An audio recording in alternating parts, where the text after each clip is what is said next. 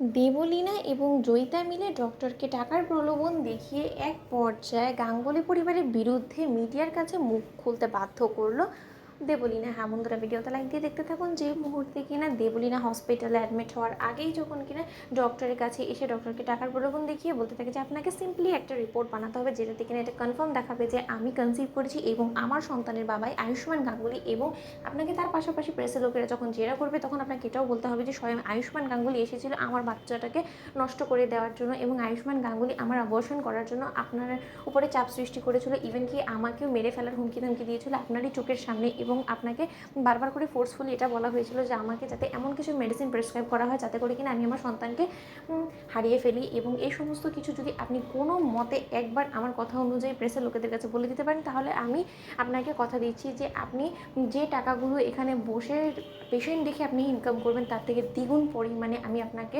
টাকা দেবো, যেটাতে করে কিনা আপনার লাইফটা এমনিতেই সেট হয়ে যাবে। ঠিক সেই সময় কথা শোনা মাত্র ডক্টর নিজের লোভ সামলাতে না পেরে এক পর্যায়ে ডক্টর যখন কিনা দেবলীনার কথা অনুযায়ী রাজি হয়ে যায়, ঠিক সেই মুহূর্তে দেবলীনা এবং জয়িতা যখন হাসতে থাকে এবং বলতে থাকে যে আয়ুষ্মান গাঙ্গুলি এবার তো পৃথিবীর কোনো শক্তি তোমাকে আমার হাত থেকে বাঁচাতে পারবে না।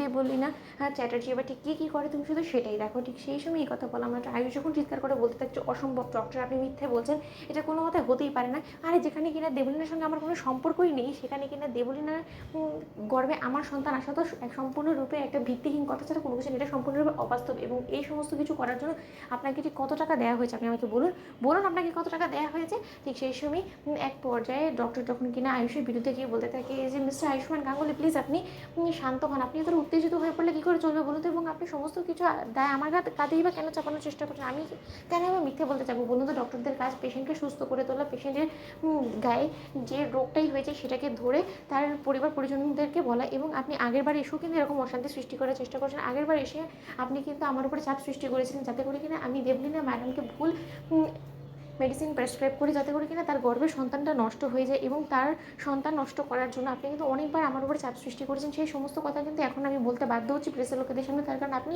আমার মুখ খোলাতে বাধ্য করছেন। এবং আপনি ক্রমাগতভাবে আমাকে ফোন করে দেবলীনা ম্যাডামের অবসান করানোর জন্য কিন্তু আমাকে বারবার করে বাধ্য করেছেন, আমাকে কারি টাকার লোভ অবধি দেখিয়েছেন। তাহলে সেই সমস্ত কিছু আপনি কী করে অস্বীকার করতে পারেন বলুন।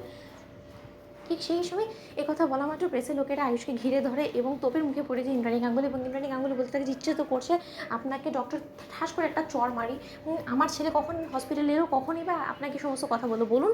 ঠিক সেই সময় ডক্টর যখন বলতে থাকে যে দেখুন সমস্ত কিছু দায় এড়িয়ে যাওয়ার চেষ্টা করলেই তো সমস্ত কিছু হয়ে যায় না, আমি স্বয়ং নিজে এই বাস্তবতার সাক্ষী, এবং আমি তো কোনো মতে আমার বয়ান চেঞ্জ করবো না, আপনি যত আমাকে ভয়ভীতি দেখান না, কারণ এখানে একটা সন্তানের ভবিষ্যৎ নিয়ে লড়াই চলছে। তো বন্ধুরা লাইক কমেন্ট শেয়ার করো, সাবস্ক্রাইব করতে ভুলো না।